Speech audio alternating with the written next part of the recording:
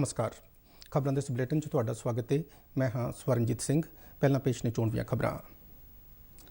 देश में मुड़ शुरू हुई घरेलू हवाई सेवा के कल पहले दिन 532 उड़ाणा राहीं 39,000 तो वध लोग आपो अपने ठिकाणों पर पहुंचे। आंध्र प्रदेश सूबे लिए हवाई सेवा अज शुरू हो रही है।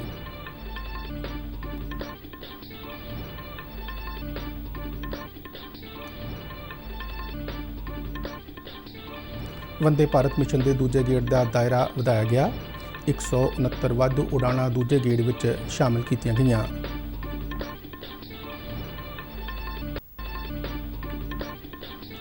रेलवे ने 3060 रेलों राहीं 40 लाख तो वध प्रवासियों को गृह सूबों तक पहुंचाया।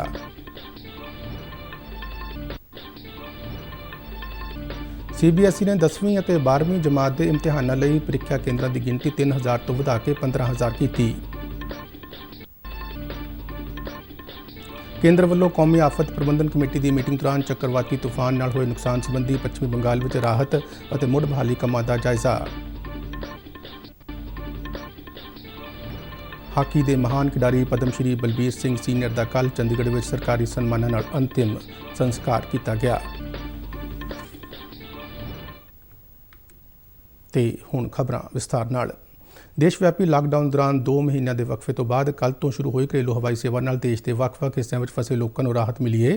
हवाई सेवा मुड़ शुरू होने के पहले दिन 532 हवाई उड़ाणा राहीं 39,231 यात्री आपो अपने ठिकाणों पर पहुंचे। शहरी हवाबाजी मंत्री हरदीप सिंह पुरी ने ट्वीट करके दस्सिया कि आने वाले दिनों में कोविड प्रोटोकोल को ध्यान में रखदियां हवाई उड़ाणा की गिनती में वाधा किया जाएगा तां जो कोई भी नागरिक देश के किसी हिस्से में आवाजाही की सहूलत तो बिना फसिया न रहे। पुरी ने दस्सिया कि आंध्र प्रदेश तो हवाई सेवा अज शुरू हो रही है, जबकि पश्चिमी बंगाल में 28 मई तो उड़ाणा शुरू की जाएगियां। शहरी हवाबाजी मंत्रालय के सख्त नियमों को ध्यान में रखदियां कल पहली फ्लाइट 4:45 बजे दिल्ली तो पुणे लिए रवाना हुई। मंत्रालय मुताबक दिल्ली हवाई अड्डे तो कल पहले दिन 80 उड़ाणों को रद्द किया गया। केंद्र सरकार वालों महामारी के इस दौर दौरान विदेशों में फसे भारतीयों को वतन वापस लियाने शुरू किए गए वंदे भारत मिशन के दूजे गेड़ लिए 169 वाधू हवाई उड़ाणों को जोड़िया गया है। विदेश मंत्रालय वालों दी गई जानकारी मुताबक दूजे गेड़ तहत कुल 429 हवाई उड़ाणा राहीं भारतीय नागरिकों को वापस लिया जा रहा है। उन्होंने दस्सिया कि खाड़ी देशों में फसे भारतीयों को कढ़ण लई 140 तो वध उड़ाणा का प्रबंध किया गया, जिन्होंने 81 संयुक्त अरब अमारात, सऊदी अरब और ओमान लिए 15-15, कुवैत लिए 14, कतर लिए 11 तो बहरीन लिए 5 वाधू हवाई उड़ाणा शुरू की जा रही हैं। उन्होंने दस्सिया कि 7 मई तो शुरू हुए वंदे भारत मिशन तहत हुण तक 30,000 तो वध भारतीयों को वतन लिया जा चुका है। मंत्रालय ने दस्सिया कि मिशन के दूजे गेड़ तहत इस्तांबुल और लागोस लिए भी उड़ाणा शुरू की गई हैं।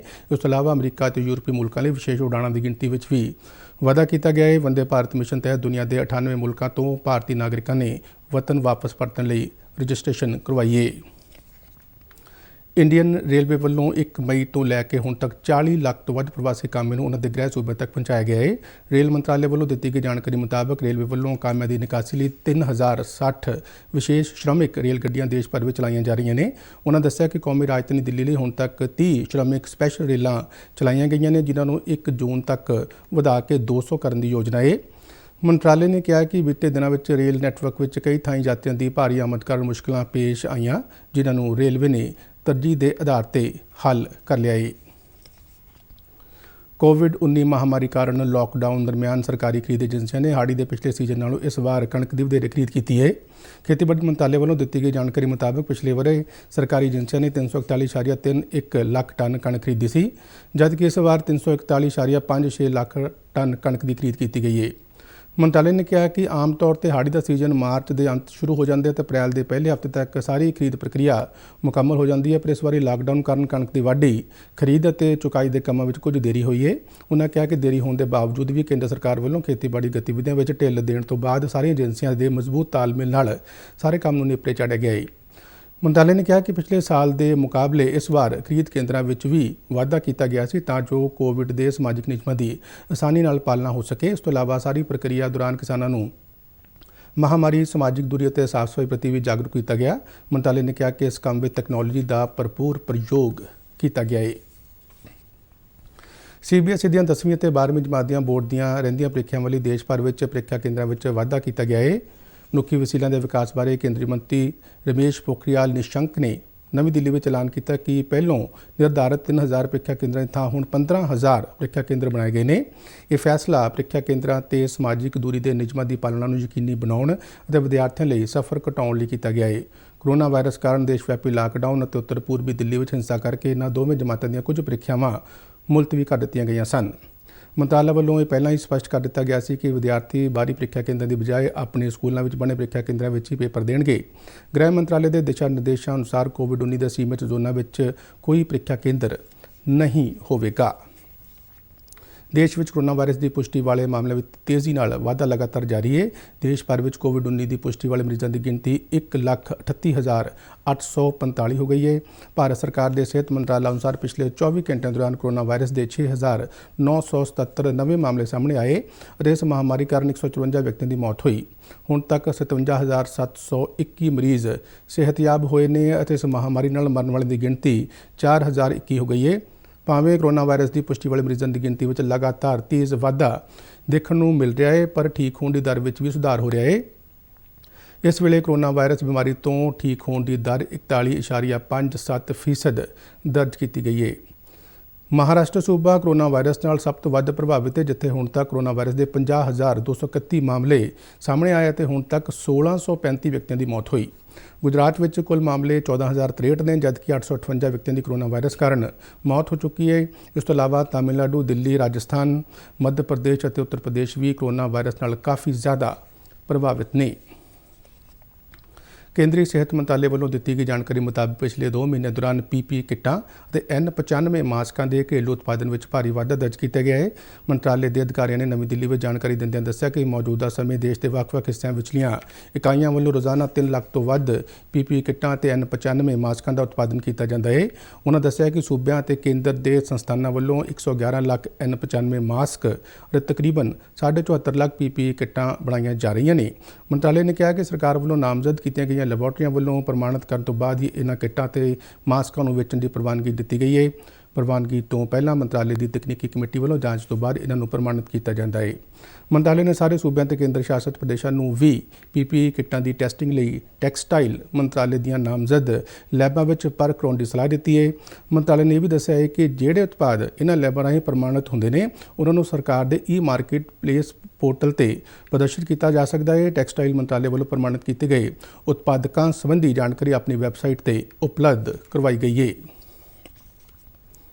ਕੇਂਦਰ ਸਰਕਾਰ ਵੱਲੋਂ ਚੱਕਰਵਾਤੀ ਤੂਫਾਨ ਅਮਫਾਨ ਦੌਰਾਨ ਪੱਛਮੀ ਬੰਗਾਲ ਵਿੱਚ ਹੋਏ ਭਾਰੀ ਨੁਕਸਾਨ ਤੋਂ ਬਾਅਦ ਸ਼ੁਰੂ ਕੀਤੇ ਗਏ ਰਾਹਤ ਅਤੇ ਮੁੜ ਬਹਾਲੀ ਦੇ ਕੰਮਾਂ ਦਾ ਜਾਇਜ਼ਾ ਲਿਆ ਗਿਆ। ਕੈਬਨਿਟ ਸਕੱਤਰ ਰਾਜੀਵ ਗਾਬਾ ਦੀ ਅਗਵਾਈ ਵਿੱਚ ਕੌਮੀ ਆਫਤ ਪ੍ਰਬੰਧਨ ਕਮੇਟੀ ਦੀ ਕੱਲ੍ਹ ਚੌਥੀ ਵਾਰ ਮੀਟਿੰਗ ਸੱਦੀ ਗਈ, ਜਿਸ ਦੌਰਾਨ ਉਹਨਾਂ ਨੇ ਸੂਬੇ ਵਿੱਚ ਬਿਜਲੀ, ਸੰਚਾਰ ਅਤੇ ਪੀਣ ਵਾਲੇ ਪਾਣੀ ਦੀ ਸਪਲਾਈ ਜਿਹੀਆਂ ਜ਼ਰੂਰੀ ਸੇਵਾਵਾਂ ਨੂੰ ਤਰਜੀਹ ਦੇ ਆਧਾਰ ਤੇ ਮੁਹੱਈਆ ਕਰਵਾਉਣ ਸੰਬੰਧੀ ਹਦਾਇਤਾਂ ਦਿੱਤੀਆਂ ਗਈਆਂ। ਮੀਟਿੰਗ ਦੌਰਾਨ ਗਾਬਾ ਨੇ ਕਿਹਾ ਕਿ ਕੇਂਦਰ ਸਰਕਾਰ ਦੀਆਂ ਏਜੰਸੀਆਂ ਪੱਛਮੀ ਬੰਗਾਲ ਵਿੱਚ ਰਾਹਤ ਦੇ ਕੰਮਾਂ ਵਿੱਚ ਹਰ ਸੰਭਵ ਸਹਾਇਤਾ ਮੁਹੱਈਆ ਕਰਵਾਉਣ ਲਈ ਤਿਆਰ ਨੇ।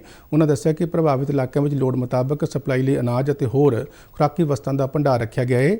ਕੈਬਨਿਟ ਸਕੱਤਰ ਨੇ ਕਿਹਾ ਕਿ ਪੱਛਮੀ ਬੰਗਾਲ ਵਿੱਚ ਹੋਏ ਮਾਲੀ ਨੁਕਸਾਨ ਦਾ ਮੁਕੰਮਲ ਜਾਇਜ਼ਾ ਲੈਣ ਲਈ ਕੇਂਦਰੀ ਗ੍ਰਹਿ ਮੰਤਰਾਲੇ ਦੀ ਟੀਮ ਵੱਲੋਂ ਜਲਦੀ ਹੀ ਸੂਬੇ ਦਾ ਦੌਰਾ ਕੀਤਾ ਜਾਵੇਗਾ। ਮੀਟਿੰਗ ਦੌਰਾਨ ਹੋਰਨਾਂ ਅਧਿਕਾਰੀਆਂ ਨੇ ਦੱਸਿਆ ਕਿ ਚੱਕਰਵਾਤੀ ਤੂਫਾਨ ਦੀ ਲਪੇਟ ਵਿੱਚ ਆਏ ਬਹੁਤੇ ਇਲਾਕਿਆਂ ਵਿੱਚ ਬਿਜਲੀ, ਸੰਚਾਰ ਅਤੇ ਪਾਣੀ ਸੰਬੰਧੀ ਸੇਵਾਵਾਂ ਮੁੜ ਬਹਾਲ ਕਰ ਦਿੱਤੀਆਂ ਗਈਆਂ ਨੇ ਅਤੇ ਬਾਕੀ ਰਹਿੰਦੇ ਸਥਾਨਾਂ ਤੇ ਕੰਮ ਜੰਗੀ ਪੱਧਰ ਤੇ ਜਾਰੀ ਹੈ। ਇਸ ਦੌਰਾਨ ਕੇਂਦਰੀ ਊਰਜਾ ਮੰਤਰੀ RK ਸਿੰਘ ਵੱਲੋਂ ਵੀ ਵੀਡੀਓ ਕਾਨਫਰੰਸਿੰਗ ਦੌਰਾਨ ਪੱਛਮੀ ਬੰਗਾਲ ਵਿੱਚ ਬਿਜਲੀ ਸੇਵਾ ਦੀ ਮੁੜ ਬਹਾਲੀ ਦੇ ਕੰਮਾਂ ਦਾ ਜਾਇਜ਼ਾ ਲਿਆ ਗਿਆ। ਊਰਜਾ ਮੰਤਰੀ ਨੇ ਮੰਤਰਾਲੇ ਦੇ ਅਧਿਕਾਰੀਆਂ ਨੂੰ ਇਹਨਾਂ ਦੋਹਾਂ ਸੂਬਿਆਂ ਵਿੱਚ ਬਿਜਲੀ ਸਪਲਾਈ ਨੂੰ ਮੁੜ ਬਹਾਲ ਕਰਨ ਸੰਬੰਧੀ ਵੀ ਨਿਰਦੇਸ਼ ਦਿੱਤੇ ਗਏ। ਦੇਸ਼ ਦੇ ਬਾਕੀ ਹਿੱਸਿਆਂ ਵਾਂਗ ਅੰਮ੍ਰਿਤਸਰ ਦੇ ਸ਼੍ਰੀ ਗੁਰੂ ਰਾਮਦਾਸ ਕੌਮਾਂਤਰੀ ਹਵਾਈ ਅੱਡੇ ਤੋਂ ਕੱਲ੍ਹ ਪਟਨਾ, ਜੈਪੁਰ ਅਤੇ ਦਿੱਲੀ ਲਈ ਕੋਵਿਡ-19 ਪ੍ਰੋਟੋਕੋਲ ਦੇ ਲਿਹਾਜ਼ ਨਾਲ ਸੁਚੱਜੇ ਪ੍ਰਬੰਧਾਂ ਨਾਲ ਘਰੇਲੂ ਉਡਾਣਾਂ ਸ਼ੁਰੂ ਹੋਈਆਂ। ਏਅਰਪੋਰਟ ਦੇ ਡਾਇਰੈਕਟਰ ਮਨੋਜ ਚੰਸਾਰੀਆ ਅਨੁਸਾਰ ਜੈਪੁਰ ਤੋਂ ਆਈ ਉਡਾਨ ਵਿੱਚ 16 ਯਾਤਰੀ ਅੰਮ੍ਰਿਤਸਰ ਪਹੁੰਚੇ, ਜਦਕਿ ਪਟਨਾ ਲਈ 40 ਅਤੇ ਦਿੱਲੀ ਲਈ 30 ਯਾਤਰੀ ਰਵਾਨਾ ਹੋਏ। ਉਹਨਾਂ ਦੱਸਿਆ ਕਿ ਮੁੰਬਈ ਲਈ ਉਡਾਣਾਂ 31 ਮਈ ਤੱਕ ਰੱਦ ਕੀਤੀਆਂ ਗਈਆਂ ਨੇ।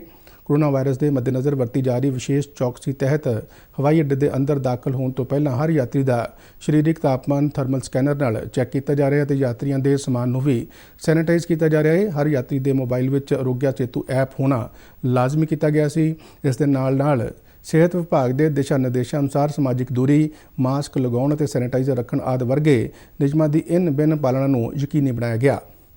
ਹਵਾਈ ਯਾਤਰੀਆਂ ਦੇ ਕਾਗਜ਼ਾਤ ਦੀ ਜਾਂਚ ਸਿੱਧੇ ਸੰਪਰਕ ਦੀ ਬਜਾਏ ਕੈਮਰੇ ਰਾਹੀਂ ਕੈਬਿਨ ਵਿੱਚ ਬੈਠ ਕੇ ਕੀਤੀ ਜਾ ਰਹੀ ਹੈ। 2 ਮਹੀਨੇ ਦੇ ਵਕਫੇ ਤੋਂ ਬਾਅਦ ਸ਼ੁਰੂ ਹੋਈਆਂ ਘਰੇਲੂ ਉਡਾਣਾਂ ਨੂੰ ਲੈ ਕੇ ਯਾਤਰੀ ਕਾਫੀ ਖੁਸ਼ ਨਜ਼ਰ ਆਏ ਅਤੇ ਉਹਨਾਂ ਇਸ ਵਾਸਤੇ ਕੇਂਦਰ ਸਰਕਾਰ ਦਾ ਧੰਨਵਾਦ ਕੀਤਾ। जी और ऐसे कुछ प्रॉब्लम तो नहीं हुई है। हम लोग लुधियाना से आ रहे हैं, अभी बाई रोड आए हैं अभी लुधियाना से। अच्छा तो लग रहा है, इतने टाइम बाद अपने घर जा रहे हैं तो बहुत अच्छा लग रहा है। बहुत एक अच्छा, बस पहुंच जाए तब अच्छा लगा। तब ज़्यादा समझ में आएगा अच्छे से। सबसे पहले तो मैं बहुत बहुत खुश हूँ कि मैं अपने फैमिली के पास जा रहा हूँ। इतने दिनों बाद बहुत खुशी है मुझे, और डोमेस्टिक फ़्लाइट आज से ऑपरेशनल हो गई है, तो बहुत बहुत थैंक यू गवर्नमेंट को, एडमिनिस्ट्रेशन को कि उन्होंने ये इनिशिएटिव लिया है। सबसे पहले तो मैं जब आया तो आई वॉज ऑल्सो हैप्पी कि सी वो सारे जितने स्क्वायर्स बने हुए हैं कि हम सारे जो है एक एक स्टेप वाइज आगे बढ़ेंगे। फिर हमारा थर्मल चेकिंग होगा आगे। आरोग्य सेतु ऐप जो है बहुत इंपॉर्टेंट ऐप है, वो हमें डाउनलोड करने के लिए मैंडेटरी किया गया है। मैं पटना जा रहा हूँ, लाइक काफ़ी टाइम से यहाँ पे फंसा हुआ था, तो लाइक लॉकडाउन की वजह से। तो अभी सर क्योंकि जैसे मेरे को फर्स्ट फ्लाइट की टिकट मिली, मैंने टिकट बुक कर ली और अब मैं जा रहा हूँ सर। एक सिस्टम मैनेज है, एक सिस्टम बना हुआ है, जैसे कि चेयर है तो दो चेयर के बीच में कोई बैठ नहीं सकता, दोनों अलग अलग डिस्टेंस पे हैं। एंड यहाँ पे आरोग्य सेतु के लिए एक ਪੰਜਾਬ ਦੇ ਬਾਕੀ ਹਿੱਸਿਆਂ ਵਾਂਗ ਲੁਧਿਆਣਾ ਵਿੱਚ ਵੀ ਮੁਸਲਿਮ ਭਾਈਚਾਰੇ ਵੱਲੋਂ ਕੱਲ੍ਹ ਪੂਰੀ ਧਾਰਮਿਕ ਸ਼ਰਧਾ ਨਾਲ ਈਦ ਦਾ ਤਿਉਹਾਰ ਮਨਾਇਆ ਗਿਆ। ਲੁਧਿਆਣਾ ਦੀ ਜਾਮਾ ਮਸਜਿਦ ਵਿਖੇ ਲੋਕਾਂ ਵੱਲੋਂ ਕੋਵਿਡ ਪ੍ਰੋਟੋਕਾਲ ਅਨੁਸਾਰ ਸਮਾਜਿਕ ਦਾਇਰੇ ਦੇ ਨਿਯਮਾਂ ਦਾ ਧਿਆਨ ਰੱਖਦਿਆਂ ਨਮਾਜ਼ ਅਦਾ ਕੀਤੀ ਗਈ। ਇਸ ਵਾਰ ਮਸਜਿਦਾਂ ਵਿੱਚ ਪਹਿਲਾਂ ਵਾਂਗ ਭਾਰੀ ਭੀੜ ਜਾਂ ਰੌਣਕ ਮੇਲਾ ਦੇਖਣ ਨੂੰ ਨਹੀਂ ਮਿਲਿਆ। ਲੋਕੀ ਬਹੁਤ ਘੱਟ ਗਿਣਤੀ ਵਿੱਚ ਮਸਜਿਦਾਂ ਵਿੱਚ ਆਏ। ਜ਼ਿਆਦਾਤਰ ਲੋਕਾਂ ਨੇ ਆਪਣੇ ਘਰਾਂ ਅੰਦਰ ਹੀ ਨਮਾਜ਼ ਅਦਾ ਕੀਤੀ। ਮਸਜਿਦਾਂ ਵਿੱਚ ਆਉਣ ਵਾਲੇ ਲੋਕਾਂ ਨੇ ਖੁਦ ਨੂੰ ਸੈਨੀਟਾਈਜ਼ ਕੀਤਾ ਤੇ ਅੱਲਾਹ ਦਾ ਸ਼ੁਕਰੀਆ ਅਦਾ ਕਰਦਿਆਂ ਵਿਸ਼ਵ ਨੂੰ ਕੋਰੋਨਾ ਵਾਇਰਸ ਦੀ ਬਿਮਾਰੀ ਤੋਂ ਬਚਾਉਣ ਦੀ ਦੁਆ ਕੀਤੀ। ਜਾਮਾ ਮਸਜਿਦ ਦੇ ਨਾਇਬ ਸ਼ਾਹੀ ਇਮਾਮ ਮੁਹੰਮਦ ਉਸਮਾਨ ਉਰ ਰਹਿਮਾਨ ਲੁਧਿਆਣਵੀ ਨੇ ਕਿਹਾ ਕਿ ਕੱਲ੍ਹ ਪੂਰੇ ਵਿਸ਼ਵ ਵਿੱਚ ਈਦ ਦਾ ਤਿਉਹਾਰ ਮਨਾਇਆ ਗਿਆ ਤੇ ਉਹਨਾਂ ਵੱਲੋਂ ਵੀ ਇਤਿਹਾਤ ਵਰਤ ਕੇ ਈਦ ਦੀ ਨਮਾਜ਼ ਅਦਾ ਕੀਤੀ ਗਈ। ਲੁਧਿਆਣਵੀ ਨੇ ਕਿਹਾ ਕਿ ਉਹਨਾਂ ਸਾਰਿਆਂ ਨੇ ਨਵੇਂ ਕੱਪੜੇ ਲੈਣ ਦੀ ਥਾਂ ਪੁਰਾਣੇ ਕੱਪੜੇ ਪਾਏ ਅਤੇ ਨਵੇਂ ਕੱਪੜਿਆਂ ਦੇ ਪੈਸੇ ਲੋੜਵੰਦਾਂ ਨੂੰ ਦਾਨ ਕੀਤੇ ਨੇ। ਉਹਨਾਂ ਕਿਹਾ ਕਿ ਬਿਮਾਰੀ ਦਾ ਕੋਈ ਧਰਮ ਨਹੀਂ ਹੁੰਦਾ ਤੇ ਇਸ ਕਰਕੇ ਆਪਸੀ ਨਫ਼ਰਤ ਛੱਡ ਕੇ ਭਾਈਚਾਰਕ ਸਾਂਝ ਵਧਾਈ ਜਾਵੇ ਤਾਂ ਜੋ ਇਸ ਮਹਾਮਾਰੀ ਦਾ ਡਟ ਕੇ ਸਾਹਮਣਾ ਕੀਤਾ ਜਾ ਸਕੇ। ਹਾਕੀ ਦੇ ਮਹਾਨ ਖਿਡਾਰੀ ਪਦਮ ਸ਼੍ਰੀ ਬਲਬੀਰ ਸਿੰਘ ਸੀਨੀਅਰ ਦਾ ਕੱਲ੍ਹ ਚੰਡੀਗੜ੍ਹ ਵਿੱਚ ਸਰਕਾਰੀ ਸਨਮਾਨ ਨਾਲ ਅੰਤਿਮ ਸੰਸਕਾਰ ਕਰ ਦਿੱਤਾ ਗਿਆ। ਚੰਡੀਗੜ੍ਹ ਦੇ ਸੈਕਟਰ 25 ਦੇ ਸ਼ਮਸ਼ਾਨ ਘਾਟ ਵਿੱਚ ਅੰਤਿਮ ਸੰਸਕਾਰ ਮੌਕੇ ਬਲਬੀਰ ਸਿੰਘ ਨੂੰ ਉਹਨਾਂ ਦੇ ਪਰਿਵਾਰਕ ਮੈਂਬਰਾਂ, ਪ੍ਰਸ਼ੰਸਕਾਂ ਤੇ ਹਾਕੀ ਪ੍ਰੇਮੀਆਂ ਨੇ ਹੰਝੂਆਂ ਭਰੀ ਵਧਾਈ ਦਿੱਤੀ। ਬਲਬੀਰ ਸਿੰਘ ਸੀਨੀਅਰ ਦੀ ਚਿਖਾ ਨੂੰ ਅਗਨੀ ਉਹਨਾਂ ਦੇ ਦੋਹਤਰੇ ਕਬੀਰ ਸਿੰਘ ਨੇ ਦਿਖਾਈ। ਅੰਤਿਮ ਸੰਸਕਾਰ ਮੌਕੇ ਪੰਜਾਬ ਦੇ ਮੁੱਖ ਮੰਤਰੀ ਤਰਫੋਂ ਪੰਜਾਬ ਦੇ ਖੇਡ ਮੰਤਰੀ ਰਾਣਾ ਗੁਰਮੀਤ ਸਿੰਘ ਸੋਢੀ ਅਤੇ ਪ੍ਰਸ਼ਾਸਨ ਦੇ ਉੱਚ ਅਧਿਕਾਰੀਆਂ ਨੇ ਸ਼ਰਧਾਂਜਲੀਆਂ ਭੇਟ ਕੀਤੀਆਂ। ਬਲਬੀਰ ਸਿੰਘ ਸੀਨੀਅਰ ਦਾ ਕੱਲ੍ਹ ਸੰਖੇਪ ਬਿਮਾਰੀ ਮਗਰੋਂ ਮੋਹਾਲੀ ਦੇ ਇੱਕ ਹਸਪਤਾਲ ਵਿੱਚ ਦੇਹਾਂਤ ਹੋ ਗਿਆ ਸੀ। ਉਹ 95 ਵਰ੍ਹਿਆਂ ਦੇ ਸਨ। ਓਲੰਪਿਕ ਦੇ ਇਤਿਹਾਸ ਵਿੱਚ ਬਿਹਤਰੀਨ ਖਿਡਾਰੀਆਂ ਸੰਬੰਧੀ ਕੌਮਾਂਤਰੀ ਓਲੰਪਿਕ ਕਮੇਟੀ ਵੱਲੋਂ ਜਾਰੀ ਕੀਤੀ ਗਈ 16 ਖਿਡਾਰੀਆਂ ਦੀ ਸੂਚੀ ਵਿੱਚ ਬਲਬੀਰ ਸਿੰਘ ਸੀਨੀਅਰ ਇਕੱਲੇ ਭਾਰਤੀ ਐਥਲੀਟ ਸਨ। ਓਲੰਪਿਕ ਦੇ ਖਿਤਾਬੀ ਮੁਕਾਬਲੇ ਵਿੱਚ ਵਿਅਕਤੀਗਤ ਤੌਰ ਤੇ ਸਭ ਤੋਂ ਵੱਧ ਗੋਲਾਂ ਦਾ ਰਿਕਾਰਡ ਬਲਬੀਰ ਸਿੰਘ ਦੇ ਨਾਂ ਦਰਜ ਹੈ।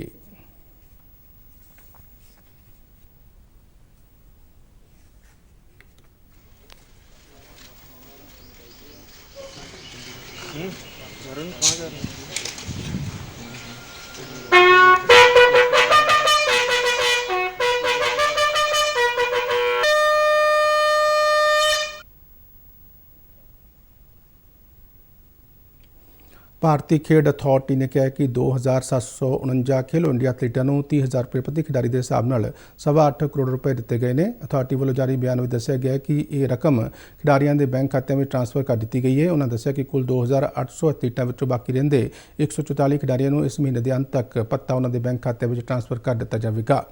ਉਹਨਾਂ ਦੱਸਿਆ ਕਿ ਭੱਤੇ ਦੀ ਇਹ ਕਿਸ਼ਤ ਚਾਲੂ ਮਾਲੀ ਵਰ੍ਹੇ ਦੀ ਪਹਿਲੀ ਚੌਥਾਈ ਲਈ ਦਿੱਤੇ ਜਾ ਰਹੇ ਨੇ।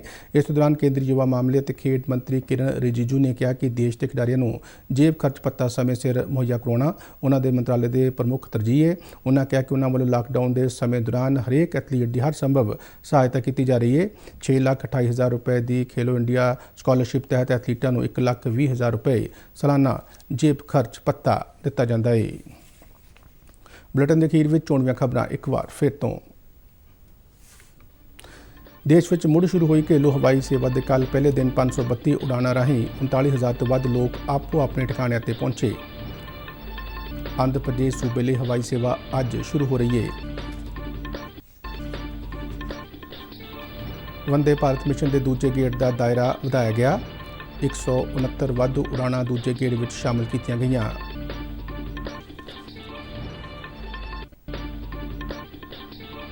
ਰੇਲਵੇ ਨੇ 3060 ਰੇਲਾਂ ਰਾਹੀਂ 40 ਲੱਖ ਤੋਂ ਵੱਧ ਪ੍ਰਵਾਸੀਆਂ ਨੂੰ ਗ੍ਰਹਿ ਸੂਬਿਆਂ ਤੱਕ ਪਹੁੰਚਾਇਆ।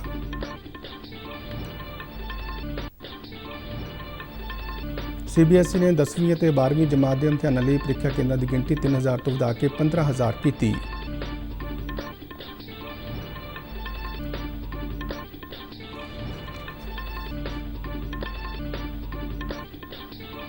ਕੇਂਦਰ ਵੱਲੋਂ ਕੌਮੀ ਆਫਤ ਪ੍ਰਬੰਧਨ ਕਮੇਟੀ ਦੀ ਮੀਟਿੰਗ ਦੌਰਾਨ ਚੱਕਰਵਾਤੀ ਤੂਫਾਨ ਨਾਲ ਹੋਏ ਨੁਕਸਾਨ ਸੰਬੰਧੀ ਪੱਛਮੀ ਬੰਗਾਲ ਵਿੱਚ ਰਾਹਤ ਅਤੇ ਮੁੜ ਬਹਾਲੀ ਕੰਮਾਂ ਦਾ ਜਾਇਜ਼ਾ।